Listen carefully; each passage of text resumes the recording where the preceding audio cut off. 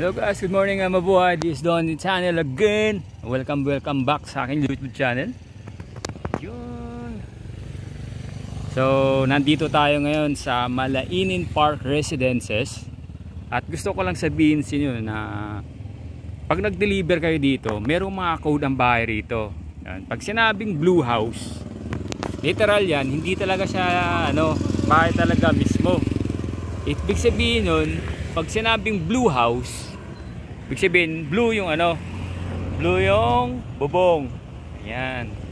Pag sinabi naman ng customer na red house, ibig sabihin nun, yun, pula ang bubong. Kasi dito sa Malainin Park Residences, meron ditong dalawang subdivision. So sinasabi ng customer niyan kasi minsan nagkakaroon ng wrong pin. Kaya ito yung sinasabi nilang blue house at red house. Ito yung code na para hindi malito yung rider. So andito muna tayo ulit mga kaibigan. Always remember, we are born to spread the good vibes. Mabuhay.